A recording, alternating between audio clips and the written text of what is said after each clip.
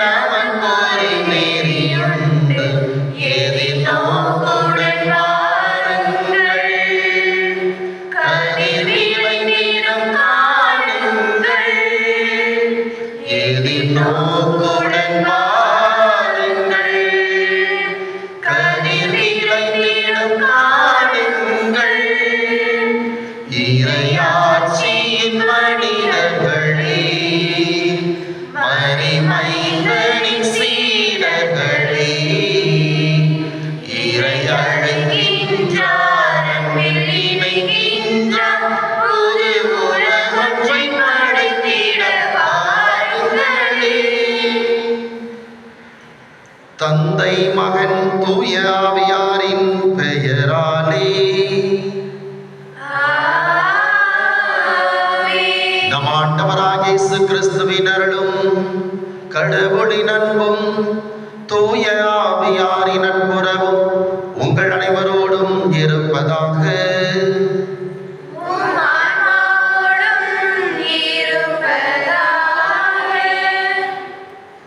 திருப்பலி முன்னுரை. இறையேசுவில் அன்புக்குரிய இறைமக்களே, தவ காலத்தின் 2ஆம் ஞாயிறு திருப்பலியில் பங்கேற்க வந்துள்ள உங்கள் அனைவருக்கும் இயேசுவின் இனிய நாமத்தில் அன்பு வாழ்த்துக்கள். கடந்த ஞாயிறன்று இயேசு பாலைவனத்தில் சோதனைகளை வென்ற நிகழ்வை சிந்தித்த நாம் இன்று தாபோர் மலையில் நிகழ்ந்த இயேசுவின் மாட்சிமை பொருந்திய உருமாற்றத்தை தியானிக்க அழைக்கப்படுகிறோம்.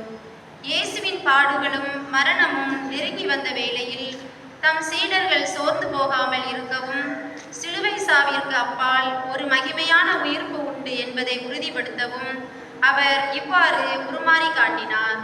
இந்த தவக்காலம் நம்முடைய வாழ்விலும் ஒரு உருமாற்றத்தை ஏற்படுத்த வேண்டும். பழைய வாழ்வில் இருந்து புது வாழ்வுக்கு நம்மை இட்டு செல்லும் இக்காலத்தில் நம்முடைய பழைய பாவ இயல்புகளை களைந்துவிட்டு ஒளியின் பிள்ளைகளாய் வாழ அழைக்கப்படுகின்றோம்.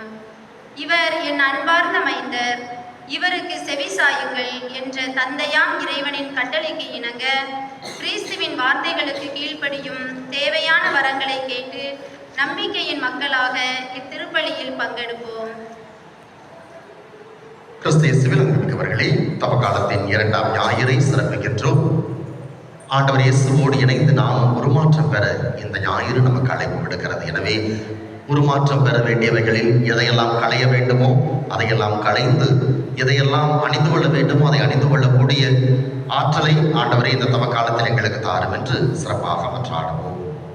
இன்றைய திருப்பலியானது பாஸ்கர் குடும்பத்தாருக்கு இறைவன் செய்த அனைத்து நன்மைகளுக்கு நன்றியாகவும், தொழில் முன்னேற்றத்திற்காகவும், உடலுள்ள சுகத்திற்காகவும், நாளை பிறந்த நாள் கொண்டாடும் எய்ஸ்லின் லிப்னா இறைவனுக்கு நன்றியாகவும், நல்ல உடலுள்ள சுகத்திற்காகவும், ஞானத்திலும் அறிவிலும் வளர வேண்டுதலாகவும், குடும்ப ஆசீர்வாதத்திற்காகவும், லூது ரோஷன் வேலை கிடைத்ததற்கு இறைவனுக்கு நன்றியாகவும், லூர்து மாதாவுக்கு நன்றியாகவும், இறைவனில் இறந்த சூசேரத்திரம் ஞானமணி அம்மாள், ஜபமணி ரோசம்மாள், தியாகராஜா இவர்களின் ஆன்ம இளைப்பாற்றிக்காகவும் இத்திருப்பலியானது ஒப்புக் கொடுக்கப்படுகிறது. ஆன்மீகவர்களை நம் திருமணக்கு நினைவாக நம் மீது தெளிக்கப்படும் தமது படைப்பாகிய தண்ணீரை புனிதப்படுத்தி அருளுமாறு நம் கடவுளாகிய ஆண்டவரை கெஞ்சி மன்றாடுவோமாக. அவரை நமக்கு உதவி அளித்து நாம் பெற்றுக்கொண்ட தூய ஆவிக்கு உண்மை உள்ளவர்களாய் நிலைத்திருக்க அருள்வாராக.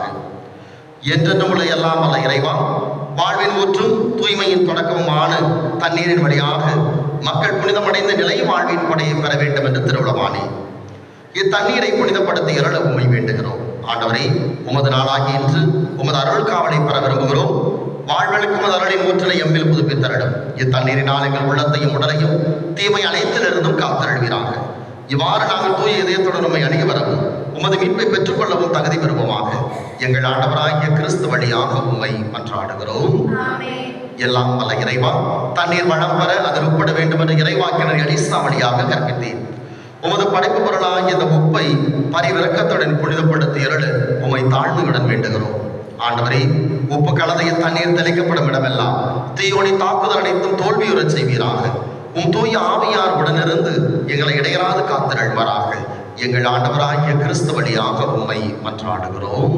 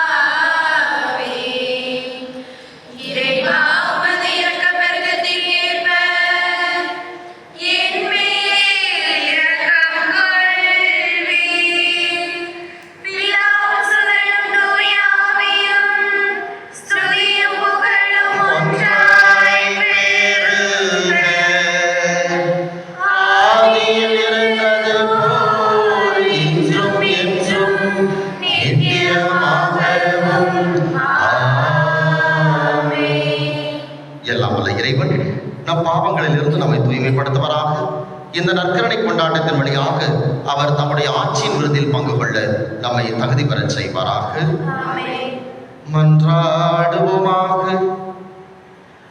இறைவாவும் அன்பு திருமகனுக்கு நாங்கள் செவிசாய்க்க எங்களுக்கு கட்டளையிட்டு உமது வார்த்தையினால் எங்கள் உள்ளத்திற்கு ஊட்டமளிக்க திருவுளம் கொண்டீரே. அக ஒளியால் நாங்கள் தூய்மையாக்கப்பட்டு உமது மாட்சியை கண்டு மகிழ்வோமாக. உமோடு தூய ஆவியாரின் ஒன்றைப்பில் என்றென்றும் இறைவனாய் வாழ்ந்து ஆட்சி செய்கின்ற எங்கள் ஆண்டவரும் திருமகனுமாகிய இயேசு கிறிஸ்து வழியாக உம்மை மன்றாடுகின்றோம்.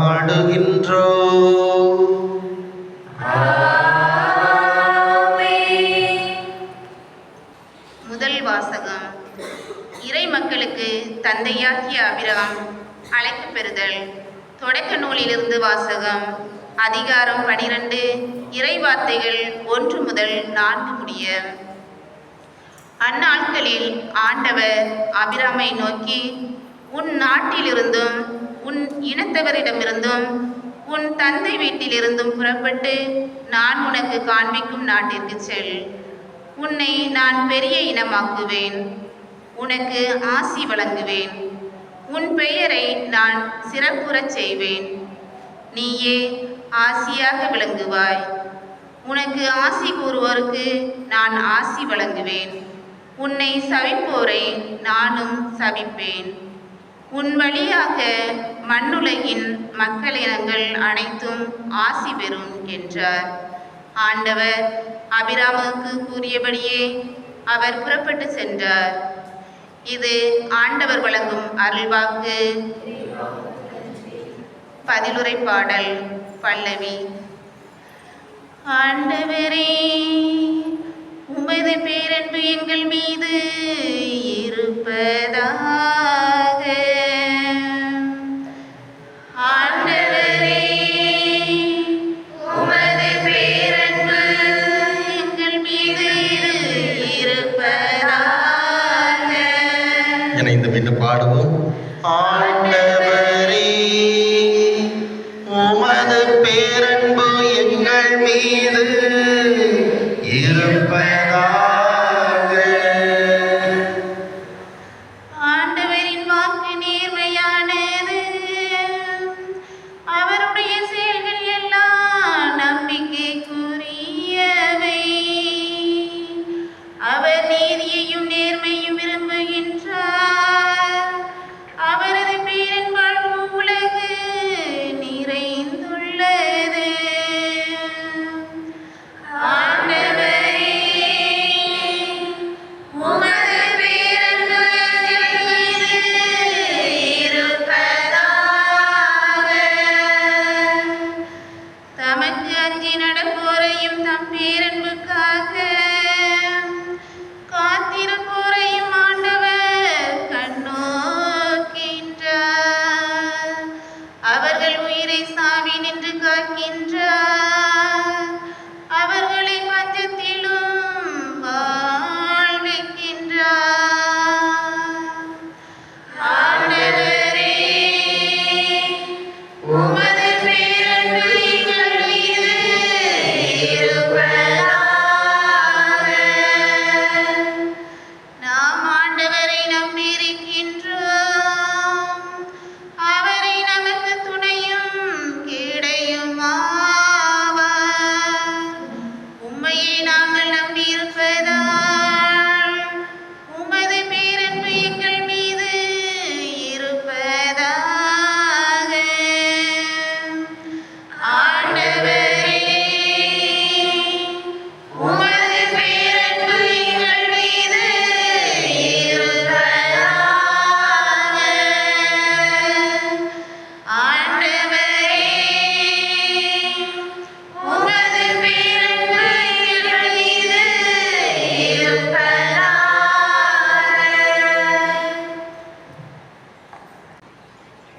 இரண்டாம் வாசகம். இறைவன் நம்மை அழைத்து நம்மீது ஒளி வீசுகிறார். திருத்தூதர் பவுல் தீமோத்தேயுவுக்கு எழுதிய 2ஆம் திருமுகத்தில் இருந்து வாசகம். அதிகாரம் 1 வசனங்கள் 8 முதல் 10 வரை. அன்புக்குரியவரே, கடவுளின் வல்லமைக்கேற்ப நற்செய்தியின் பொருட்டு துன்பத்தில் என்னுடன் பங்கு கொள். அவர் நம் செயல்களை முன்னிட்டு அல்ல, காலங்களுக்கு முந்திய தமது தீர்ப்பின்படி கிறிஸ்து இயேசு வழியாக நமக்கு அளிக்கப்பட்ட அருளின்படி நம்மை மீட்டுள்ளார். நமக்கு தூய அழைப்பு விடுத்துள்ளார். நம் மீட்பராகிய இயேசு கிறிஸ்து உலகில் தோன்றியதன் மூலம் இப்போது அருள் வெளிப்பட்டுள்ளது. அவர் சாவை அழித்து அழியா வாழ்வை நற்செய்தியின் வழியாக ஒளிரச் செய்தார். இது ஆண்டவர் வழங்கும் அருள்வாக்கு. நன்றி.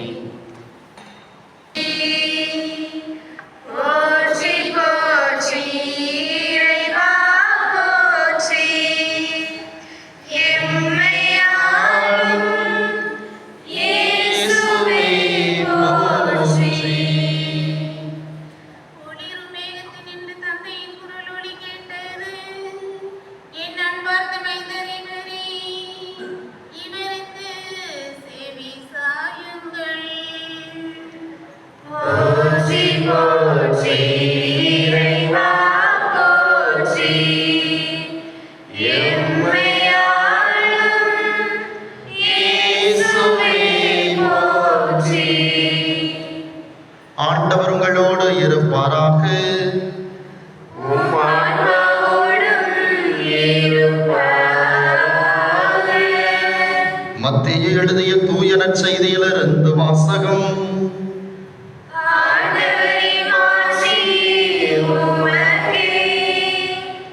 மத்தேயு நற்செய்தி அதிகாரம் 17 இறை வார்த்தைகள் 1 முதல் 9 முடிய. அக்காலத்தில் இயேசு பேதுருவையும் யாக்கோபையும் அவர் சகோதரரான யோவானையும் ஒரு உயர்ந்த மலைக்கு தனிமையாக கூட்டிக் கொண்டு போனார். அங்கே அவர்கள் முன் அவர் தோற்றம் மாறினார். அவரது முகம் கதிரவனைப் போல ஒளிர்ந்தது. அவருடைய ஆடைகள் ஒளி போன்று வெண்மையாயின. இதோ மோசேயும் எலியாவும் அவர்களுக்கு முன் தோன்றி இயேசுவோடு உரையாடி கொண்டிருந்தனர். பேதுரு இயேசுவை பார்த்து, ஆண்டவரே, நாம் இங்கே இருப்பது நல்லது. உமக்கு ஒன்றும் மோசேக்கு ஒன்றும் எலியாவுக்கு ஒன்றுமாக 3 கூடாரங்களை அமைக்கட்டுமா? இது உமக்கு விருப்பமா என்றார். அவர் தொடர்ந்து பேசிக் கொண்டிருந்த போது ஒளிமயமான மேகம் ஒன்று அவர்கள் மேல் நிழலிட்டது.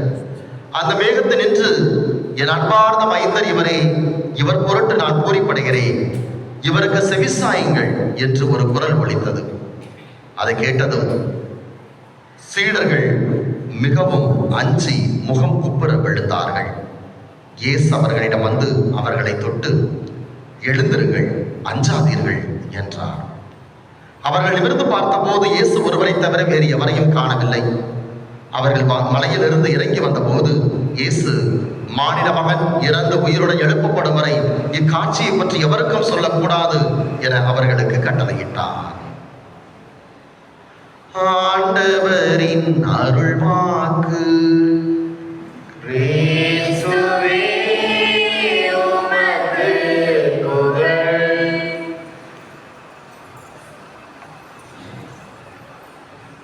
கிறிஸ்து இயேசுவில் மிகவும் அன்புக்குரியவர்களே, தவக்காலத்தினுடைய 2ஆம் ஞாயிறை சிறப்பித்துக் கொண்டிருக்கிறோம்.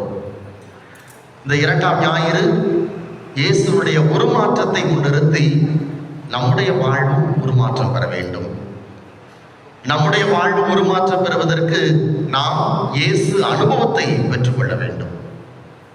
இறை அனுபவத்தை நாம் பெற்றுக்கொள்வதற்கு இறை பிரசன்னத்தை நாம் உணர்ந்து வாழ வேண்டும் என்று நமக்கு அழைப்பு விடுக்கிறது. ஆக உருமாற்றம் எங்கு இருக்கிறது என்றால், எங்கு இயேசுடைய பிரசன்னம், இறை பிரசன்னத்தை நாம் உணர்ந்து கொள்கிறோமோ, இறை அனுபவத்தை எங்கு பெற்றுக்கொள்கிறோமோ அங்குதான் உருமாற்றம் நடக்கும். எனவே அதற்கான அழைப்பை இன்றைய ஞாயிறு நமக்கு தருகிறது. அன்புக்குரியவர்களே, இந்த இறை அனுபவத்தை பெறுவதற்கு ஒரு சிறிய முயற்சியாக ஒரு சிறிய தியானத்திற்குள் நாம் போகிறோம். தியானம் கேள்விப்பட்டிருக்கீங்களா? தியானம் கேள்விப்பட்டிருக்கீங்களா? காட்சி தியானம் கேள்விப்பட்டிருக்கீங்களா? காட்சி தியானம் அதாவது என் கண் முன்னால் ஒரு காட்சியை கொண்டு வந்து அதை தியானிப்பதுதான் காட்சி தியானம். ஒரு நிகழ்வை எடுத்து, விவிலியத்தில் நடக்கிற ஒரு நிகழ்வை எடுத்து என் கண்களை மூடி என் மனக்கண் முன்னால் எப்படி தூங்குறப்ப கனவு காண்றோமோ அதே போல என் மனக்கண் முன்னால் கண்களை மூடி அந்த நிகழ்வை கொண்டு வந்து அதை தியானிப்பதுதான் காட்சி தியானம். ஒரு சிறு முயற்சியாக நாம் எடுப்போம். அந்த காட்சி தியானத்தின் வழியாக அந்த ஒரு அனுபவம் நாம் பெற்றுக்கொள்ள முயற்சி எடுக்கலாம். அப்போ நீங்கள் என்ன செய்யணும்? கண்ணை மூடி நான் சொல்வதை அப்படியே நீங்கள் மனக்கண் முன்னால் கொண்டு வரணும். நான் சொல்ல சொல்ல அதை அப்படியே நீங்கள் மனக்கண் முன்னால் கொண்டு வந்து நீங்களும் அதில் ஒருவராக அந்த தியானத்தில் பயணிக்க வேண்டும். அப்படி செய்கிறப்ப அது ஒரு வித்தியாசமான உணர்வை, ஒரு இறை உணர்வை தரக்கூடியதாக இருக்கும். அதனால் சிந்தனை வேற எங்கேயும் ஓட விடக்கூடாது. நான் சொல்கிறது மட்டும்தான் உங்கள் காதில் விடணும். வெளியில் சொல்கிற சத்தமோ வண்டி சத்தங்களோ வேற எந்த சத்தமும் உங்கள் காதுக்கு போகக்கூடாது. நான் சொல்கிறது மட்டும்தான் உங்கள் காதில் விடணும். சிந்தனை நான் சொல்வதற்கு மட்டும்தான் கேட்கணும். அப்போ தான் அந்த ஒரு அனுபவத்தை பெற்றுக்கொள்ள முடியும். இல்லைன்னா சும்மா கண்ணை மூடி தூங்குற மாதிரி ஆகிடும். சரியா? கண்களை மூடுவோம். ஆண்டவரே, இந்த இறை பிரசன்னத்தை நான் பெற்றுக்கொள்ள இந்த காட்சி தியானம் எனக்கு உதவட்டும் என்று இந்த நேரத்திலே நம் மனத்தை ஒருமுகப்படுத்துவோம், நம் சிந்தனையை ஒருமுகப்படுத்துவோம். இது இயேசுவின் உருமாற்றம் இந்த நேரத்தில் நம் முன்னால் நடக்கிறது. இயேசு தன் சீடர்களை எல்லாம், அதில் குறிப்பாக 3 சீடர்களை அழைத்து கொண்டு மலையை நோக்கி போகிறார். அதில் நானும் 4ஆவதாக இணைந்து கொள்கிறேன். அப்ப நாம 4 பேர், யாக்கோபு, யோவான், பேதுரு, நான் என்றால் ஒவ்வொருவரும் தங்களை அந்த இடத்தில் வைத்துக் கொள்ள வேண்டும். இயேசு முன்ன போய்கிட்டு இருக்கிறார், நாம் அவரோட சேர்ந்து நடந்து போய்கிட்டு இருக்கிறோம். தூரத்துல தாபோர் மலை தெரியுது. அந்த மலையை நோக்கி இயேசு நடக்கிறார். எதற்கு அங்க கூட்டிட்டு போறாருன்னு தெரியாம நாம கூட இயேசுக்கு பின்னால நடந்து போய்கிட்டே இருக்கிறேன். மலை மேல ஏற ஆரம்பிக்கிறோம். கரடு முரடான பாதை, கல்லு எல்லாம் கிடக்குது. கொஞ்சம் கொஞ்சமா கஷ்டப்பட்டு இயேசுவோட சேர்ந்து கூட இருக்கிற சீடர் கையெல்லாம் பிடிச்சி மெதுவா நானும் அந்த மலை மேல இயேசுவோட ஏறுறேன்.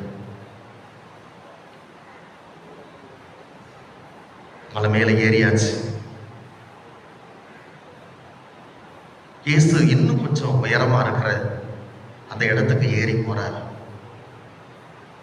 நாம கீழே நின்று இயேசு ஏறி போறதை மட்டும் பார்த்துக்கிட்டு இருக்கிறோம். நம்ம தலை உயரத்திற்கு மேல இயேசு அந்த மலை மேல நிற்கிறார். திடீர்னு அந்த இடமே ஒளிமயமாக மாறுகிறது.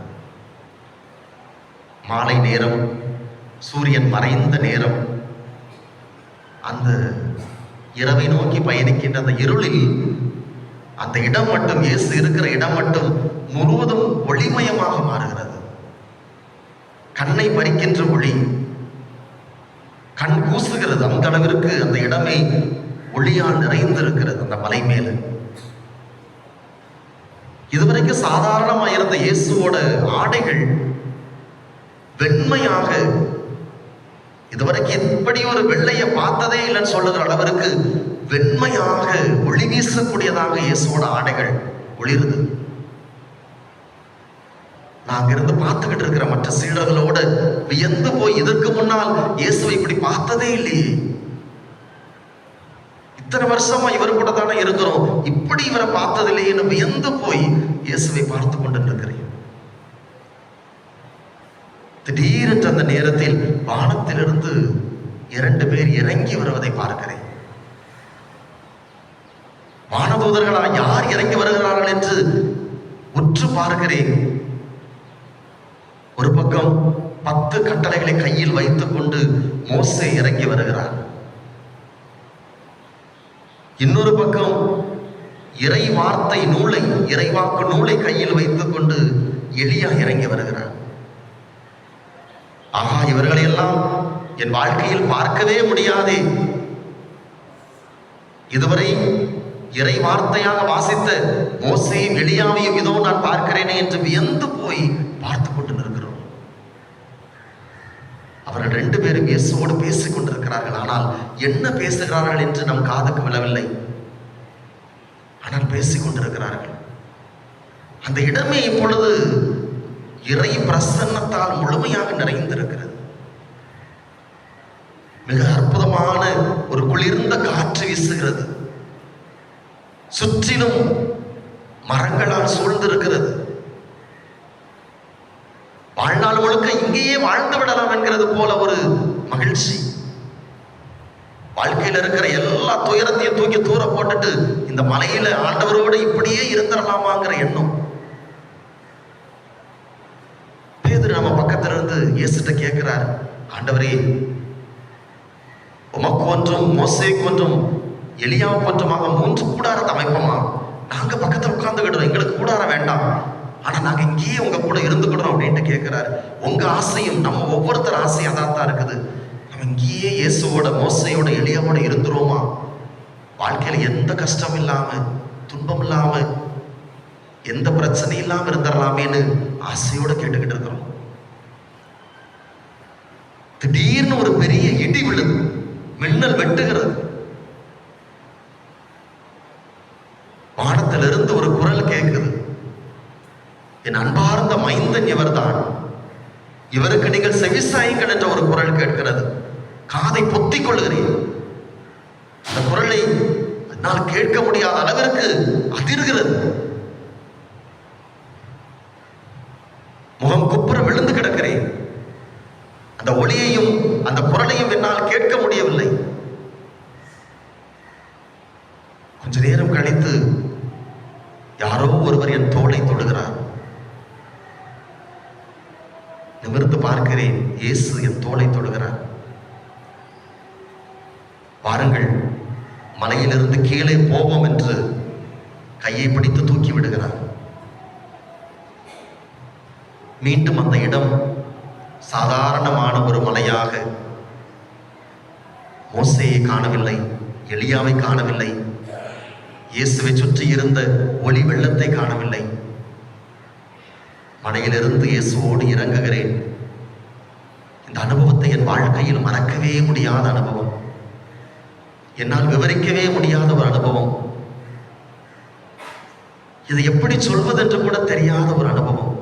அமைதியாக போகிற போது பேசிக்கொண்டே சென்ற நான், வருகிற போது பிரம்மை பிடித்தது போல மற்ற சீடர்கள் யாரிடமும் பேசாமல் இயேசுவை மட்டுமே பார்த்து கொண்டு அவரோடு மலையிலிருந்து இறங்கி வந்து கொண்டிருக்கிறேன்.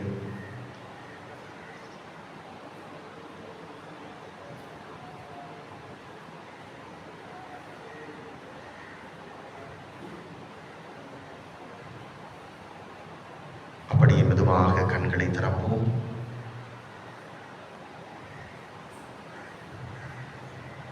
எப்படி இருந்துச்சு? ஓரளவு இயேசுவோட அனுபவத்தை உணர முடிந்ததா? மலை அனுபவத்தை கொஞ்சமாவது அந்த தோற்ற மாறுதல், அந்த அனுபவம், நானும் அந்த இடத்துல இருந்தேன் அப்படிங்கிற மாதிரி ஒரு அனுபவத்தை பெற்றுக்கொள்ள முடியுதா? நீங்க அந்த காட்சிகளை எல்லாம் காட்சிப்படுத்தி இருந்தீங்கன்னா கண்டிப்பாக அந்த ஒரு அனுபவம் கிடைத்திருக்கும். இந்த அனுபவத்தை தான் இன்றைய தவக்காலத்தினுடைய 2ஆம் ஞாயிறு நமக்கு தருகிறது. இயேசு அனுபவத்தை பெற்றுக்கொள்ள வேண்டும். இயேசு மட்டும் உருமாறவில்லை, அவர் நம்மையும் அந்த அனுபவத்திற்காக அழைத்திருக்கிறார். அப்ப இந்த அனுபவத்தை நான் பெற்றுக்கொள்வதற்கு, இந்த இறை பிரசன்னத்தை நான் உணர்ந்து கொள்வதற்கு பல காரியங்கள் தேவைப்படுகிறது. அந்த மலை, அங்க இருக்கிற சூழல், இயேசு, இது எல்லாம் எனக்கு தேவைப்படுகிறது. அப்போ இன்றைக்கு இந்த உருமாற்ற நிகழ்வில் இந்த சீடர்கள் 4 பேர் வச்சுக்கோம், நம்மளையும் சேர்த்து, இந்த அனுபவத்தை நம்ம பெற்றுக்கொள்வதற்கு பல காரியங்கள் அங்கு உதவியாக இருந்தது. முதல் அடிப்படையான காரியம், இங்கு இயேசு மலை மீது ஏறி சென்று இந்த அனுபவத்தை கொடுக்கிறார். மலை எப்போதுமே கடவுள் வாழுகின்ற ஒரு இடமாகத்தான் எல்லா ஆன்மீகமும், எல்லா மதத்தினுடைய ஆன்மீகமே கற்றுக் கொடுக்கிறது. மலைதான் கடவுள் வசிக்கின்ற இடம், கடவுள் மனிதனை சந்திக்கின்ற இடம் மலைதான். இந்துக்களை எடுத்துக்கொண்டோம் என்றால், குறிப்பாக தமிழ் கடவுள் முருகனை எடுத்துக்கொண்டோம் என்றால், அறுபடை வீடுகள் என்று சொல்வார்கள். அறுபடை வீடுகளில் ஒரு வீட்டை தவிர மற்ற 5 வீடுகளுமே மலை மீது தான் இருக்கிறது. திருத்தணியாக இருக்கலாம், பழனியாக இருக்கலாம். அதே போல் மிகவும் பிரசித்தி பெற்ற வெங்கடாச்சலபதி அந்த கோயிலும் திருப்பதி மலை மீது தான் இருக்கிறது. திருச்செந்தூரை தவிர 5 படை வீடுகளுமே மலையில் தான் இருக்கிறது. நம்முடைய கிறிஸ்தவத்தை எடுத்துக்கொண்டோம் என்றால், யூத மதத்தை எடுத்துக்கொண்டோம் என்றால், மலைதான் கடவுள் எப்போதுமே தன் பிரசன்னத்தை உணர்த்துகின்ற ஒரு இடமாக தரப்பட்டிருக்கிறது. நம்முடைய விவிலியத்தை திருப்பி பார்க்கிற போது பல இடங்களிலே கடவுள் மலை மீது தன் பிரசன்னத்தை காட்டியதை நாம் பார்க்க முடிகிறது. ஆபிரகாமுடைய வாழ்க்கையிலே பார்க்கிறோம். யாராவது எடுத்த வாசிங்க, தொடக்க நூல் 22:2. தொடக்க நூல் 22:2.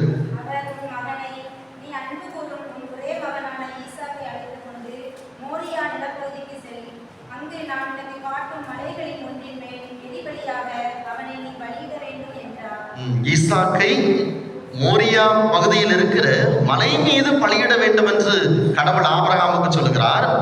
அவரும் அழைத்து சென்று அந்த மலை மீது பலியிட போகிறார். அந்த நேரத்தில் கடவுள் ஆபிரகாமை சந்திக்கிறார். அங்கு சந்தித்து, இதோ நீ உன் மகனையே எனக்காக பலியிட துணிந்து விட்டாய், எனவே நான் உனக்கு கொடுத்த வாக்குறுதி என்றென்றைக்கும் நிலைத்திருக்கும் என்று சொல்கிறார். அதனுடைய தொடர்ச்சியாகத்தான் இன்றைக்கு முதல் வாசகத்திலே பார்க்கிறோம். இதோ உன்படியாக மக்களினங்கள் அனைத்தையும் நான் ஆசீர்வதிக்கிறேன். எவ்வளவு பெரிய ஆசீர்!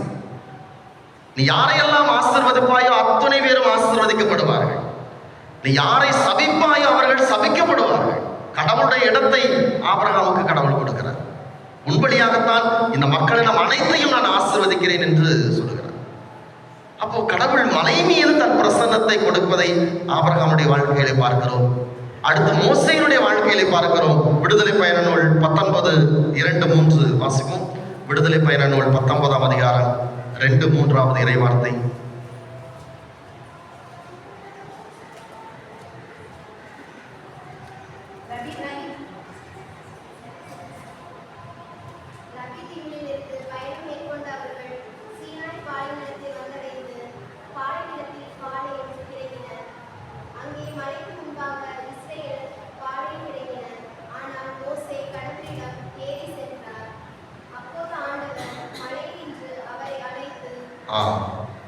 சீனாய் மலை மீது மோசே ஏறி செல்கிறார். கடவுளை முகமுகமாக மோசே சந்திக்கின்ற இடம் அந்த மலை. சீனாய் மலையில் தான் கடவுள் நேரடியாக காட்சி கொடுக்கிறார். இதற்கு முன்னால் பலமுறை கடவுள் அவரோடு பேசுகிறார். எரிய முட்புதரில் பேசுகிறார், பலமுறை பேசுகிறார். ஆனால் முகமுகமாக சீனாய் மலை மீது தான் மோசையோடு பேசுகிறார். அங்குதான் 10 கட்டளை அவர் கொடுக்கிறார். ஆக கடவுள் மனிதனை சந்திக்கின்ற இடம் மலையாக இருக்கிறது. இன்னும் பல இடங்களில் பார்க்கிறோம். 1 அரசர் புத்தகம் 19:8 பார்க்கிறோம். எலியா, இன்றைக்கு நான் பார்த்த இறைவாக்கினர் எலியா, இன்று இயேசு உருமாறிய ஒரே மலை மீது அவர் கடவுளை சந்திக்கிறார். இறைவாக்கினர் எலியா. இயேசுவோட வாழ்க்கை எடுத்துக்கிட்டோம்னா, இயேசுவோட வாழ்க்கையில் பல இடங்களில் மலை இடம்பெறுவதை பார்க்கிறோம். தன்னுடைய பணி வாழ்க்கையை தொடங்குகிற போதே முதல் போதனை எங்கிருந்து இருக்கிறது? மத்தேயு நற்செய்தி 5ஆம் அதிகாரம். மலைப்பொழிவு. மலையில் தான் தன்னுடைய முதல் போதனை இயேசு ஆரம்பிக்கிறார். அதற்கு பிறகு இயேசு உருமாற்றம் பெறுகிறார். எந்த மலை? தாபோர் மலை மீது உருமாற்றம் பெறுகிறார். வேற எங்கெல்லாம் இயேசுவோட வாழ்க்கையில மலை சம்பந்தப்பட்டிருக்குது?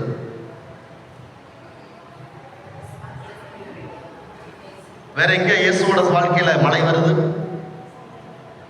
இயேசு இரத்த வியர்வை வியர்த்து தன் பாடுகளுக்கு முன்னால் எந்த மலை? சத்தமா? ஒலிவ மலை. ஒலிவ மலையிலே இயேசு இரத்த வியர்வை வியர்த்து தன் பாடுகளுக்காக ஜெபிப்பதை பார்க்கிறோம். கடைசியா அவர் சிலுவையில் அறையப்பட்டது எந்த மலை?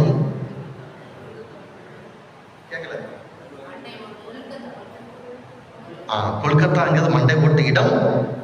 அந்த மலை கல்வாரி மலை. சரியா? ஆக இது எல்லாம் இயேசுவோட வாழ்க்கையில தந்தையோடு அவர் உறவு கொண்ட இடங்கள். தாபோர் மலையிலே உருமாற்றம் பெறுகிற போது தந்தையோடு அவர் சந்திக்கிறார். ஒலிவ மலையிலே அவர் இரத்த வியர்வை விறக்கிற போது தந்தையோடு அங்கு சந்திக்கிறார். கல்வாரி மலையிலே தன் உயிரை கொடுக்கிற போது தந்தையே, என் ஆவியை ஒப்படைக்கிறேன் என்று தந்தையோடு சந்திக்கிறார். அப்போ மலை என்பது எப்போதுமே இறை பிரசன்னத்தினுடைய ஒரு அடையாளமாக இருக்கிறது. இறைவன் மனிதனை சந்திக்கின்ற ஒரு இடம்தான் மலை.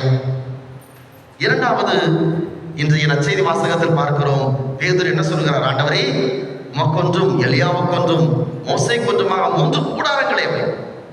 இந்த கூடாரம் அப்படிங்கிறதும் கடவுளுடைய பிரசன்னத்தினுடைய அடையாளம். பழைய ஏற்பாட்டில் எங்கேயாவது கூடாரம் கேள்விப்பட்ட ஞாபகம் இருக்குதா?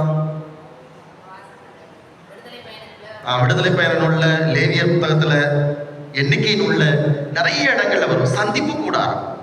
கேள்விப்பட்டிருக்கீங்களா? சந்திப்பு கூடாரம் கடவுளது பிரசன்னத்தை தாங்கள் உடன்படிக்கை பேழையில எடுத்து செல்கிற போது, ஒரு இடத்தில் அவர்கள் தங்குகிற போது, அந்த இடத்தில் ஒரு கூடாரத்தை அமைத்து அங்க உடன்படிக்கை பேழை வைப்பாங்க. அதற்கு பெயர் சந்திப்பு கூடாரம். என்ன சந்திப்பு கூடாரம்? மனிதனும் கடவுளும் சந்திக்கின்ற கூடாரம் அந்த சந்திப்பு கூடாரம். அந்த சந்திப்பு கூடாரத்தில் கடவுளுடைய பிரசன்னம் இருப்பதால் யாரும் பக்கத்தில் போக மாட்டாங்க. குருக்கள் மட்டுமே உள்ளே சென்று வருவார்கள். இது கூடாரம் கடவுளின் பிரசன்னத்தை தரக்கூடியதாக இருந்தது.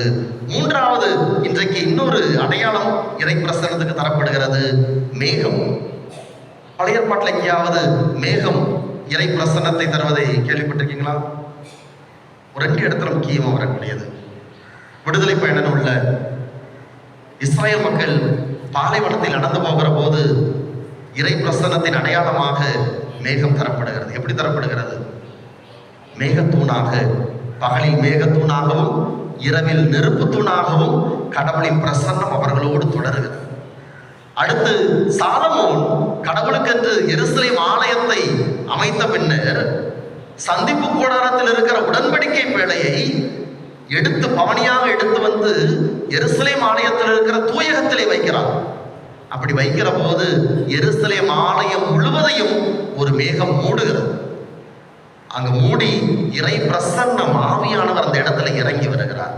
அப்போ மலை, கூடாரம், மூன்றாவதாக மேகம், இந்த 3மே இறை பிரசன்னத்தினுடைய ஒரு அடையாளமாக இருக்கிறது. அப்ப இன்றைக்கு நாம அன்றைக்கு சீடர்கள் பெற்றுக்கொண்ட அதே இறை அனுபவத்தை, இறை பிரசன்னத்தை பெற்றுக்கொள்வதற்கு நமக்கும் இந்த அடையாளங்கள் தரப்பட்டிருக்கிறது. குறிப்பாக முதல் 2 அடையாளங்கள் நமக்கு தரப்பட்டிருக்கிறது. நமக்கு சந்திப்பு கூடாரம் இருக்கிறதா இல்லையா? சந்திப்பு கூடாரம் எது? சந்திப்பு கூடாரம் ஆலயம். இந்த ஆலயம் தான் சந்திப்பு கூடாரம். இறை பிரசன்னத்தை உடன்படிக்கை பேழையினுடைய இடத்தில் என்ன இருக்கிறது? நற்கருணை பேழை. அப்ப கடவுளுடைய பிரசன்னம் வைக்கப்பட்டிருக்கிற இந்த கூடாரம் தான் கடவுளும் மனிதனும் சந்திக்கின்ற ஒரு கூடாரமாக இருக்கிறது. இரண்டாவது, மலை இறை பிரசன்னத்தின் அடையாளமாக தரப்பட்டது. நமக்கு அந்த மலை கொடுக்கப்பட்டிருக்கிறதா? கடவுளும் மனிதனும் சந்திக்கின்ற மலை, குறிப்பாக கல்வாரி மலை எங்க இருக்குது? இயேசு பலியான கல்வாரி மலை. இன்றைக்கு நமக்கு என்ன அடையாளம்? அது இதுதான், பலிபீடம் தான் கல்வாரி மலை. கல்வாரி மலையில் இயேசு தன் உயிரை கொடுக்கிறார். இதே பலிபீடத்தில் இயேசு ஒவ்வொரு திருப்பலியிலும் தன் உயிரை கொடுக்கிறார். அதனால தான் எங்கெல்லாம் திருப்பலி நிறைவேற்றப்படுகிறதோ அங்கு இருக்கின்ற பீடம் தான் கல்வாரி மலை. அப்போ இந்த சந்திப்பு கூடாரத்தில், இந்த கல்வாரி மலையில் உடன்படிக்கை பேழை இருக்கின்ற இந்த இடத்தில் நாம் இருக்கிறோம் என்றால் இறை பிரசன்னத்தில் நாம் இருக்கிறோம். அப்ப அந்த உணர்வோடு நாம் இன்றைக்கு இருக்கிறோமா? இன்னைக்கு நாம காட்சி தியானத்துல பார்த்தது மாதிரி போகும்போது பேசிக்கிட்டே போன சீடர்கள் வரும்போது அமைதியாக வருகிறார்கள். இறை பிரசன்னத்தால் நிறைந்திருந்ததால் அவர்களால் வேறு எதையும் பற்றி பேசவே முடியவில்லை. இன்றைக்கு நான் அந்த இறை பிரசன்னம் கொடுக்கிற இந்த சந்திப்பு கூடாரம், இந்த ஆலயத்திலே, இந்த கல்வாரி மலைக்கு முன்னால் அமர்ந்திருக்கிறேன் என்றால் அந்த அனுபவத்திலே, அந்த ஒரு உணர்வோடு நான் இன்றைக்கு இருக்கிறேன். அதுதான் இன்று நமக்கான கேள்வி. இறை பிரசன்னம் இங்கு இருக்கிறது. இந்த இடம் புனிதமான இடம், இது தூய இடம், கடவுள் குடிகொள்கிற இடம், கடவுள் பலியாகிற இந்த கல்வாரி மலையின் பக்கத்திலே நான் அமர்ந்திருக்கிறேன். இந்த ஒரு உணர்வோடு இன்றைக்கு நாம் இருந்தால் மட்டும்தான் இறை அனுபவத்தை, சீடர்கள் பெற்றுக்கொண்ட அனுபவத்தை பெற முடியும். அப்ப இந்த இறை அனுபவத்தை பெறுவதற்கு முதல்ல நான் இறை பிரசன்னத்தை உணரணும், நான் கடவுளுடைய இடத்தில் இருக்கிறேன் என்று. இரண்டாவது, இந்த இறை அனுபவத்தை பெறுவதற்கு என்ன செய்ய வேண்டும் என்று இன்றைய நற்செய்தி வாசகத்தில் தந்தையாகிய கடவுள் சொல்லுகிறார், இவரே என் அன்பார்ந்த மைந்தர், இவருக்கு செவிசாய். கடந்த வாரம் என்ன நற்செய்தி வாசகம் ஞாபகம் இருக்குதா? தவக்காலத்தின் முதல் ஞாயிறு. இன்றைக்கு முன்னுரையில கூட அது வந்துச்சு. எது?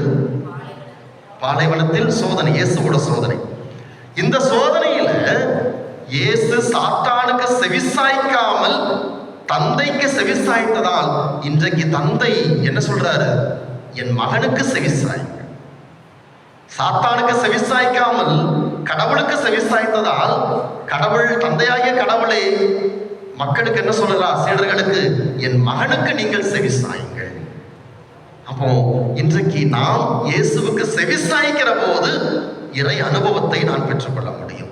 அப்ப இயேசுவுக்கு செவிசாய்க்கிறதுனா என்ன அர்த்தம்? அதற்கு 2 அடையாளங்கள் தரப்பட்டிருக்கிறது.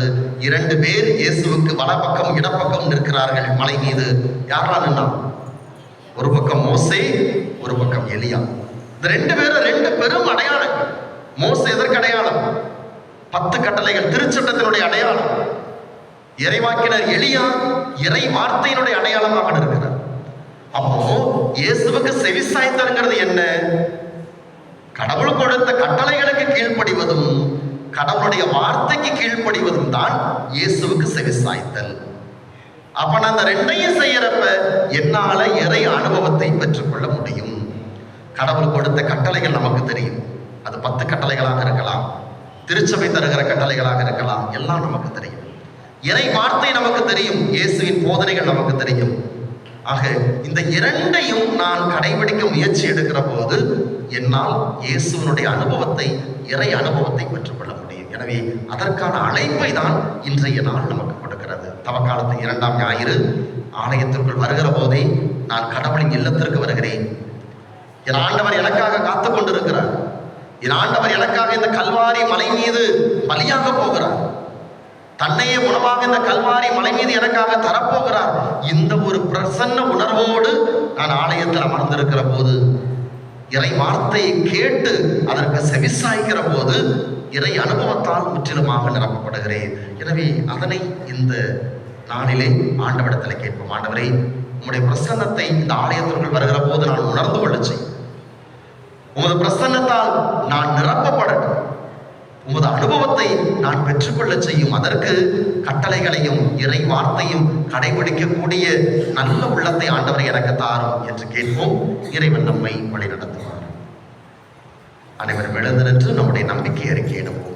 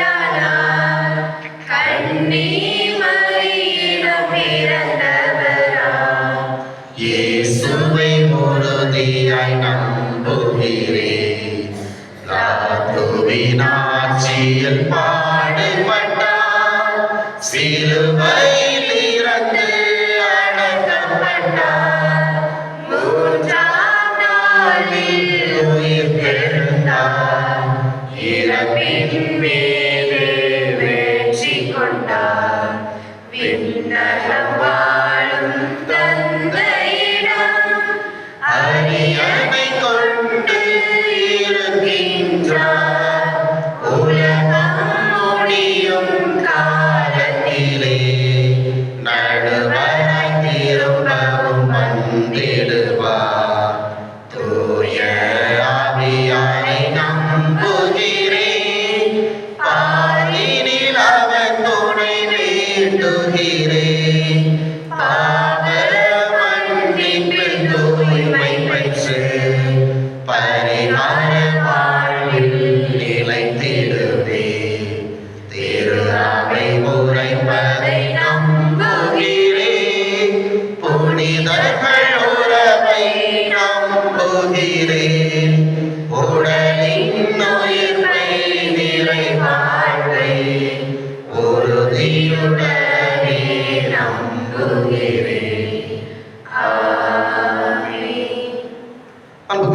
ஆண்டவருடைய நம்பிக்கை அறிக்கையிட்டிருக்கிறோம்.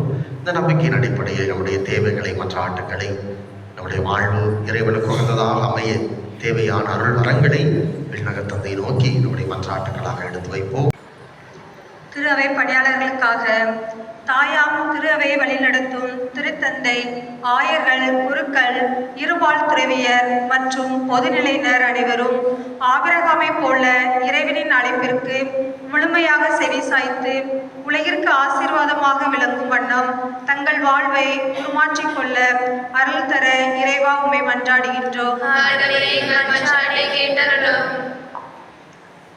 உலக தலைவர்கள் மற்றும் அமைதிக்காக ஒப்புரவின் காலமாகிய இந்த தவ காலத்தில் உலக தலைவர்கள் அனைவரும் பகைமையை அகற்றி நீதியையும் அமைதியையும் கட்டி எழுப்பவும், குறிப்பாக விரைவில் நடைபெறவிருக்கும் தேர்தல்களில் மக்கள் நலனில் உண்மையான அக்கறை கொண்ட நல்ல தலைவர்கள் தேர்ந்தெடுக்கப்படவும் அருள் தர இறைவா உம்மை மன்றாடுகிறோம்.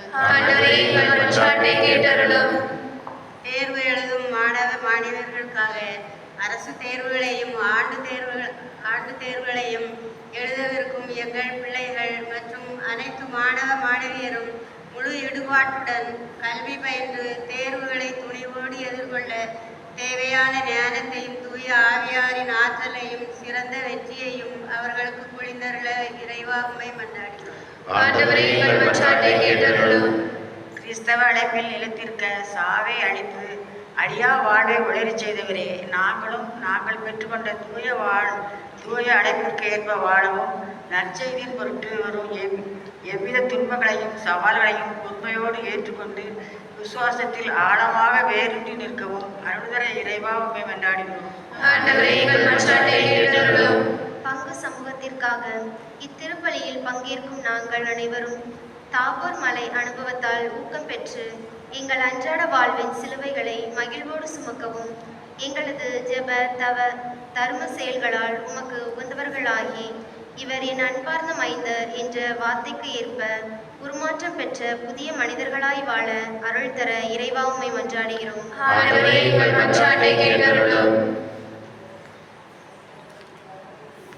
நம்முடைய தனிப்பட்ட தேவைகளுக்காக சற்று நேரம் கண்களை மூடி கரங்களை குவித்து நம்பிக்கையோடு ஆண்டவரிடத்திலே மன்றாடுவோம்.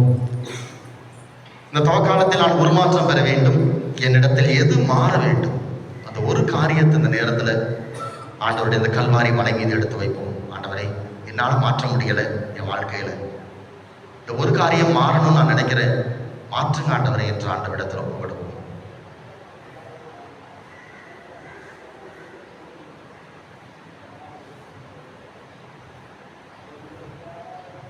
புதிய மாதத்திலே அடியெடுத்து வைத்திருக்கிறோம். இந்த மார்ச் மாதம் நம்முடைய பிள்ளைகள், குறிப்பாக அரசு தேர்வு எழுதுகின்ற பிள்ளைகள், 10ஆம் வகுப்பு 12ஆம் வகுப்பு, இந்த பிள்ளைகளுக்காக சிறப்பாக ஜெபிப்போம். ஆண்டவரே, எங்கள் பிள்ளைகளை நீர் பொறுப்படுத்திக் கொள்ளும். நல்ல ஞாபக சக்தியோடு எந்த ஒரு பயமோ பதட்டமோ இல்லாமல் தேர்வுகளை எதிர்கொள்ள தேவையான ஞானத்தை தாரும் ஆண்டவரே. நல்ல மதிப்பெண்கள் எடுக்க செய்யும் ஆண்டவரே என்று நம் பிள்ளைகளுக்காக சிறப்பாக இந்த நேரத்தில் ஜெபிப்போம்.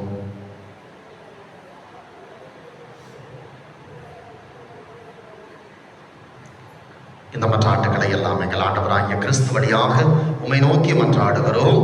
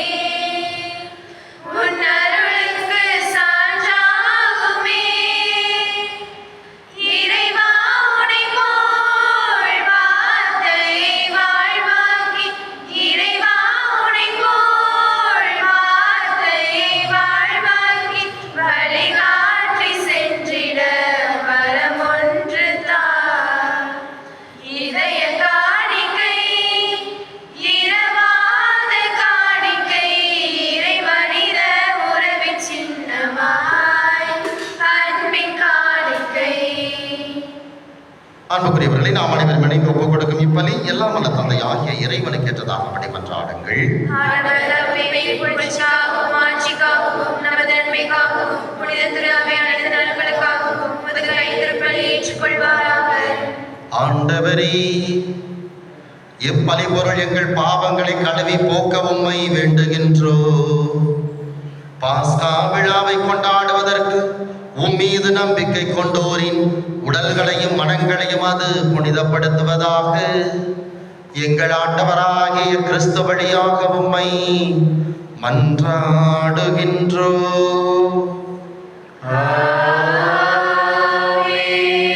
ஆண்டவர் உங்களோடு இருப்பாராக.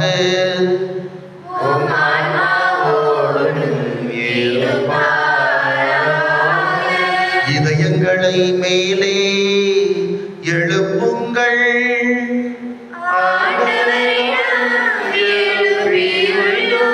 நம் இறைவனாகிய ஆண்டவருக்கு நன்றி கூறுவோம்.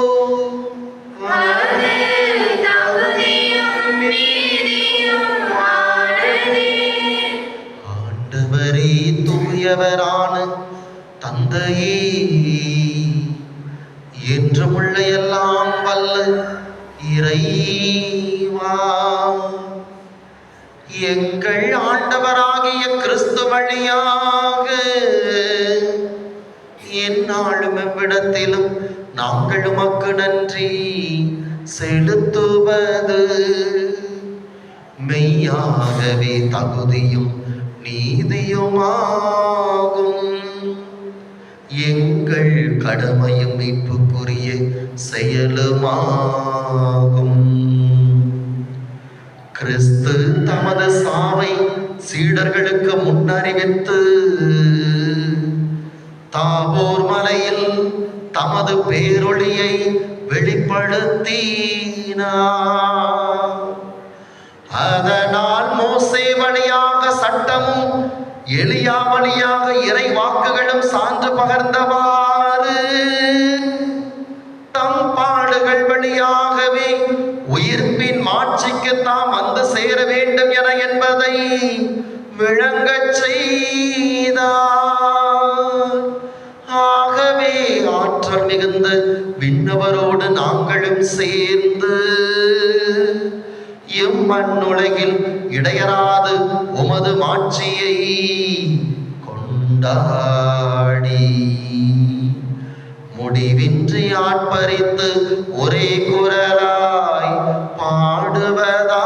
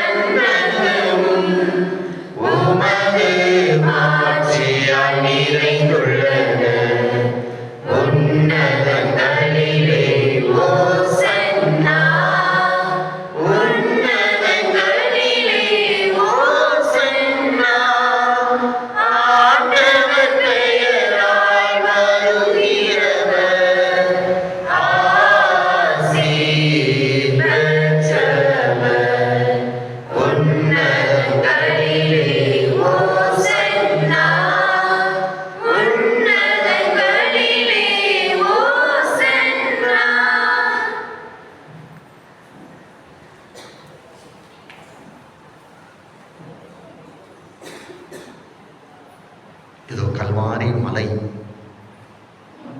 அதன் மீது நம் முழங்கால் படியிட்டு இருக்கிறோம். இதோ இயேசு இந்த மலை மீது பலியாகிறார், நமக்காக பலியாகிறார். உடலாக இரத்தமாக தன்னையே நமக்கு தருகிறார். இறை பிரசன்னத்தால் இந்த இடம் ஆவியானவரால் நிரப்பப்படுகிறது. இந்த உணர்வோடு இந்த நேரத்தில் நாம் இந்த கல்வாரி மலை மீது நம் கண்களை பதித்து மன்றாடுவோம். ஆண்டவரே, நேர்மையாகவே தூயவர், தூய்மை அனைத்திற்கும் ஊற்று. ஆகவே உம்முடைய தூய ஆவியை பொழிந்து இக்காணிக்கைகளை தூய்மைப்படுத்த உம்மை வேண்டுகிறோம். இவ்வாறு எங்கள் ஆண்டவர் இயேசு கிறிஸ்துவின் உடலும் இரத்தமுமாக எங்களுக்கு இவை மாறுவனவாக. அவர் பாடுபட உளம் கனிந்து தம்மை கையளித்த போது அப்பத்தை எடுத்து நன்றி செலுத்தி அதை விட்டு தம் சீடருக்கு அளித்தவர் கூறியதாவது: அனைவரும் இதிலிருந்து பெற்று உண்ணுங்கள், ஏனெனில் இது உங்களுக்காக கையளிக்கப்படும் என் உடல்.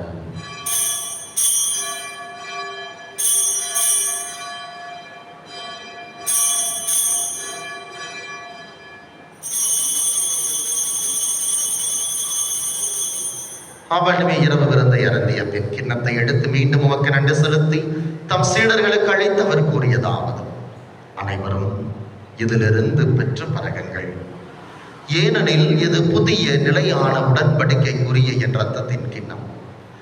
இது பாவ மன்னிப்புக்கென்று உங்களுக்காகவும் பலருக்காகவும் சிந்தப்படும். இதை என் நினைவாக செய்யுங்கள்.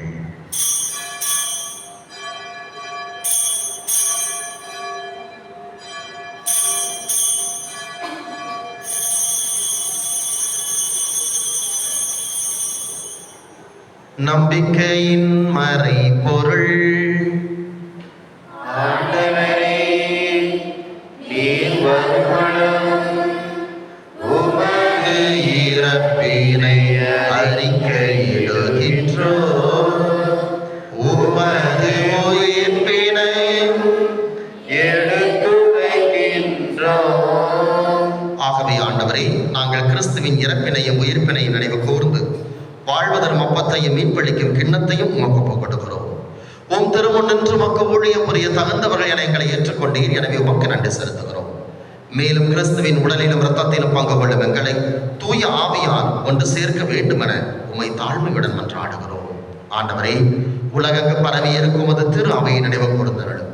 எங்கள் திருத்தந்தை லியோ, எங்கள் ஆய ஸ்டீஃபன், எல்லா திருநிலையினராகிய அனைவரோடும் இன்றைய திருப்பலியிலே ஒப்புக் கொடுத்துக் கொண்டிருக்கின்ற பாஸ்கர் குடும்பத்தாரையும், நாளை பிறந்த நாள் கொண்டாடுகின்ற ஏசேன் லிப்னாவையும், லூர்து ரோஷன் குடும்பத்தாரையும் மற்றும் இங்கிருக்கின்ற எங்கள் அனைவரையும் நீ நிறைவாக ஆசிர்வதித்து உமது திரு அவையின் அன்பில் நிறைவு பெறச் செய்தருளும். நீர் உலகிருந்து மடம் அழைத்துக் கொண்டு சுசேரத்தரம், ஞானமணியம்மாள், ஜபமணி, ரோசம்மாள், தியாகராஜன் என்னும் அடியார்களை நினைவு கூர்ந்தருளும். உம் திருமகனோடு அவரது இறப்பில் இணைக்கப்பட்டிருந்த இவர்கள் உயிர்ப்பிலும் அவரை போல இருக்க செய்தருளும். மேலும் உயிர்த்தெழுவது நோக்குடன் துயில் கொள்ளும் எங்கள் சகோதர சகோதரிகளையும் இறந்தோர் அனைவரையும் இரக்கத்துடன் நினைவு கூர்ந்து உம் திருமுக ஒளியினுள் ஏற்றருளும். எங்கள் அனைவர் மீதும் இரக்கமாயிரும். கடவுளின் கன்னித்தாயான மாட்சிமிக்க மரியாள், அவருடைய கணவர் புனித வளனார், புனித திருத்தூதர்கள், இவ்வுலகிலும் போதவராய் இருந்தோர் ஆகிய புனிதர் அனைவருடனும் நாங்கள் நிலை வாழ்வில் பங்கு கொள்ளும் தகுதி பெற்று உம் திருமகன் இயேசு கிறிஸ்து வழியாக உம்மை புகழ்ந்தேத்து மரம் அருள உம்மை மன்றாடுகிறோம்.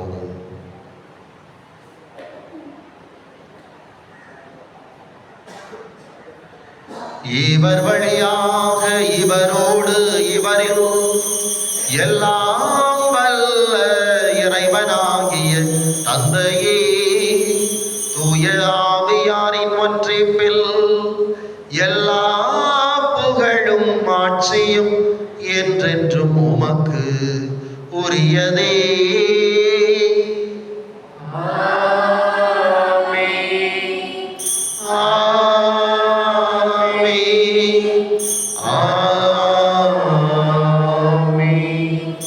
மீட்பரின் கட்டளையால் கற்பிக்கப்பட்டு இறை படிப்பினையால் பயிற்சி பெற்ற நாம் துணிந்து பாடுவோம். எங்கள் தந்தையே, உமது பெயர் தூயதென போற்றப் பெறுக. உமது ஆட்சி வருக. உமது திருவுளம் விண்ணுலகில் நிறைவேறுவது போல மண்ணுலகிலும் நிறைவேறுக. எங்கள் அன்றாட உணவை இன்று எங்களுக்கு தாரும். எங்களுக்கு எதிராக குற்றம் செய்வோரை நாங்கள் மன்னிப்பது போல எங்கள் குற்றங்களை மன்னியும். எங்களை சோதனைக்கு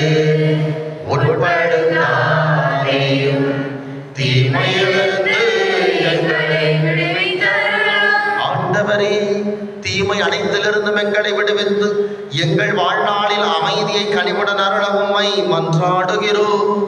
உமது இரக்கத்தின் உதவியால் நாங்கள் பாவத்தில் இருந்து எப்போது விடுதலை பெற்று யாதொரு கலக்கமும் இன்றி நலமாயிருப்போமாக.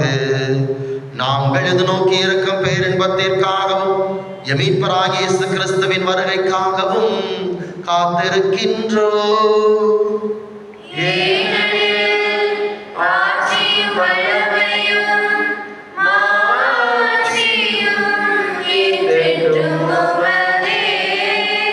ஆண்டவராகிய இயேசு கிறிஸ்துவை அமைதி உங்களுக்கு விட்டுச் செல்கிறேன், என் அமைதியை உங்களுக்கு அளிக்கிறேன் என்று உம் திருத்தூதர்களுக்கு மொழிந்தீரே. எங்கள் பாவங்களை பாராமல் உமது திரு அவை மீது கொண்டிருக்கின்ற நம்பிக்கையை கண்ணோக்கி உமது திருவுடத்திற்கு ஏற்ப அதற்கு அமைதியை ஒற்றுமையும் அளித்தருள்வீராக. என்றென்றும் வாழ்ந்து ஆட்சி செய்கின்றவர் நீரே. ஆண்டவருடைய அமைதி உங்களோடு என்றும் இருப்பதாக.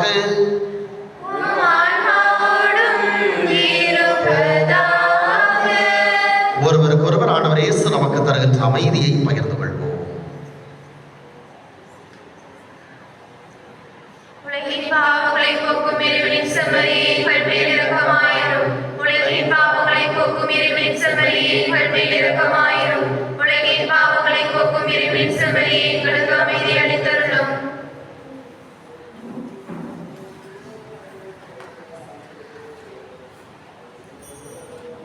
இதோ இறைவனின் செம்மறி, உலகின் பாவங்களை போக்குகிறவர், நம்மையும் உருமாற்றம் பெற அழைக்கின்றவர். இந்த செம்மறியின் விருந்திற்கு அழைக்கப்பட்ட நாம் பெயர் பெற்றோர். ஆண்டவரே, நீர் இல்லத்தில் இருந்திருந்த நான் தகுதியற்றவன், ஆனால் ஒரு வார்த்தை மட்டும் சொல்லியருளும், எனது ஆன்மா நலமடையும்.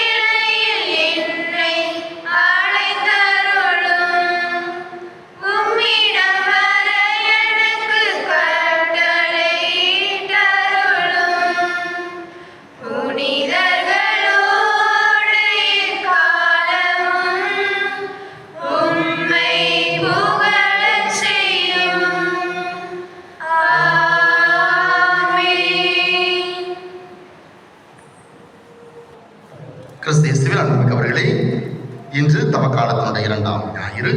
இன்றைய ஞாயிறு வழிபாட்டை சிறப்பித்த திருக்குடும்ப சபையினருக்கு நம்முடைய நன்றிகளையும் பாராட்டுகளையும் தெரிவித்துக் கொள்வோம். நல்லாதான் தட்டுங்களேன், தட்டுறேன். நல்லது.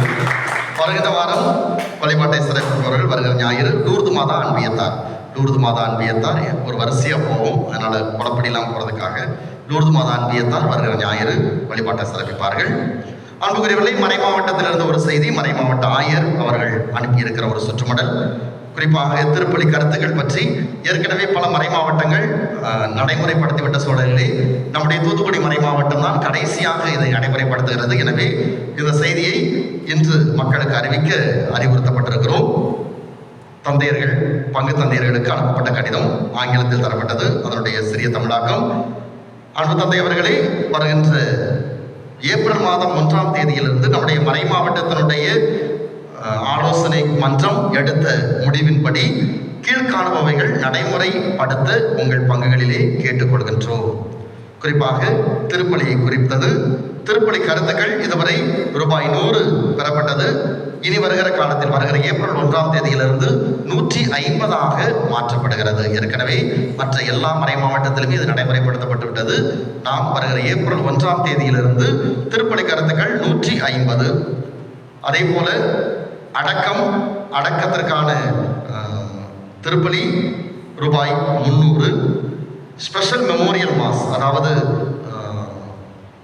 ஒரு நினைவு திருப்பலி வைக்கிறோம் இல்லையா, ஒரு இறங்க முதல் ஆண்டு நினைவு அல்லது 30ஆம் ஆண்டு நினைவு தனித்திருப்பலியாக வைக்கிற போது 1200 மறை மாவட்டத்தினுடைய கணக்கீடுபடி. ஸ்பெஷல் மாஸ், அதாவது தனியாக புதுநன்மை பூச அல்லது இந்த மாதிரி தனிப்பட்ட திருப்பலிகள் என்றால் 1500. அதே போல் திருமண திருப்பலி 3 ஓலை வாசித்தல் எல்லாம் இணைத்து 1500. வெளியில் செல்கிற திருமணம் ஓலை மட்டுங்க வாசிப்போம், வெளியிடத்துல திருமணம் இருக்கும். அந்த மாதிரி இதுக்கு ஏற்கனவே நாம் நடைமுறையில் வைத்திருக்கிற 3 ஓலைகளுக்கு 600. இது எல்லாமே மறை மாவட்டம் நமக்கு கொடுத்திருக்கிறது. இது வருகிற ஏப்ரல் மாதம் 1ஆம் தேதியிலிருந்து நடைமுறைப்படுத்தப்படுகிறது. எனவே இறைமக்கள் அதற்கேற்ப இதனை நடைமுறைப்படுத்த ஒத்துழைக்குமாறு உங்களை அன்போடு கேட்டுக்கொள்கின்றேன். அன்புக்குரியவர்களே, தவக்காலத்திலே ஒரு சில நிகழ்வுகள் குறித்து வைத்துக் கொள்ளுங்கள். அதற்கேற்ப நம்முடைய திட்டங்களை வைத்துக் கொள்ள முடியும். ஒன்று, வருகிற மார்ச் 13ஆம் தேதி இரவு தவக்கால திருப்பயணம் நாம் செல்கிறோம். வெள்ளிக்கிழமை இரவு நாம் தவக்கால திருப்பயணம் செல்கிறோம். ஏற்கனவே பெயர் கொடுத்தவர்கள், இன்னும் கட்டணம் செலுத்தாதவர்கள் விரைவாக அதற்கான கட்டணத்தை செலுத்த உங்களை அன்போடு கேட்டுக்கொள்கின்றேன்.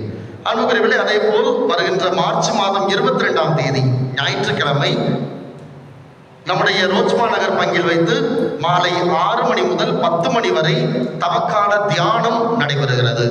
தூத்துக்குடி திருச்சிலுவைநாதர் ஜெபக்குழுவிலிருந்து இந்த தியானத்தை வழிநடத்துகிறார்கள். எனவே அன்றைக்கு அந்த தவக்கால தியானத்திலே நீங்கள் பங்கேற்க உங்களை அன்போடு அழைக்கின்றேன்.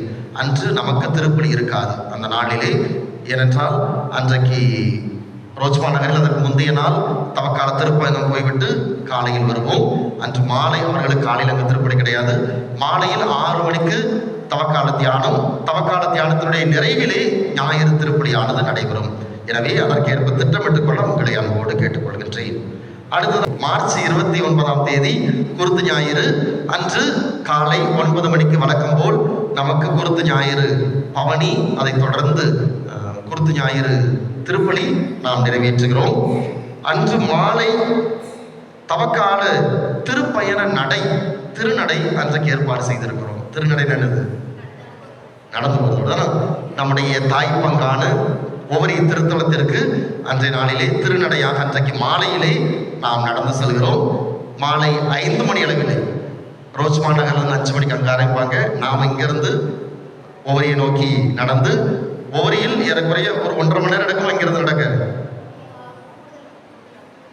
1.5 மணி நேரம் தான் மேப்ல போட்டிருக்கு நடந்து போறதுக்கு. 2 மணி நேரம் ஆகும்னு வச்சுக்கோமே. ஒரு 2 மணி நேரம். 5 மணிக்கு தொடங்கி 7 மணி அங்கே போய், ஏற்கனவே அன்றைக்கு நமக்கு திருப்பலி இங்கே நிறைவேறி விடுவதால் ஒரு ஆசீர்வாதத்தோடு நாம் அந்த திருப்பயண நடையை நாம் நிறைவு செய்கிறோம். எனவே அன்றைய நாளிலே அன்று மாலை இந்த திருப்பயண நடையில் பங்கெடுக்கவும் உங்களை அன்போடு கேட்டுக்கொள்கின்றேன். அன்புக்குரியவர்களே, புனித வாரத்திலே பெரிய வியாழன் என்று நமக்கு அசனம் இருக்கும் தானே, அசனத்திற்கான வரி இதையெல்லாம் நிர்வாக குழுவினர் எவ்வளவு என்று திட்டமிட்டு அறிவிக்கவும் உங்களை அன்போடு கேட்டுக்கொள்கின்றேன். வருகின்ற சனிக்கிழமை மாதத்தினுடைய முதல் சனி, வழக்கம் போல் நமக்கு முதல் சனி சபரபவனி, முதல் சனி வழிபாடுகள் இது எல்லாம் வழக்கம் போல் நடைபெறும். எனவே அனைவரும் முழுமையாக பங்கெடுக்கவும் உங்களை அன்போடு கேட்டுக்கொள்கின்றேன். நன்றி மன்றாட்டிற்காக எழுந்திருப்போம். என் அன்பார்ந்த மைந்தர் இவரே, இவர் பொருட்டு நான் பூரிப்படைகிறேன், இவருக்கு செவிசாயுங்கள். நன்றி கூறி மன்றாடுவோம். ஆண்டவரே, இவ்வுலகில் வாழும் நாங்கள் ஏற்கனவே விண்ணுலக வாழ்வில் பங்கு பெற அருள் கூர்ந்தி மாற்றுக்குரிய மறை நிகழ்வுகளை பெற்றுக் கொண்ட நாங்கள் உமக்கு செலுத்தும் நிறை நன்றியை ஏற்றுக்கொள்வீராக. எங்கள் ஆண்டவராகிய கிறிஸ்து வழியாக உம்மை மன்றாடுகின்றோ.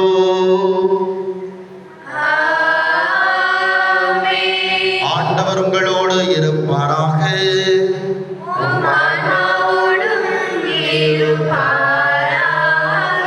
எல்லாம் வல்ல இறைவன் தந்தை, மகன், தூய ஆவியார் உங்களை ஆசீர்வதிப்பாராக. இறை அனுபவத்தை பெற்று உருமாற்றம் பெற சென்று வாருங்கள். கடவுள் நம்மோடு.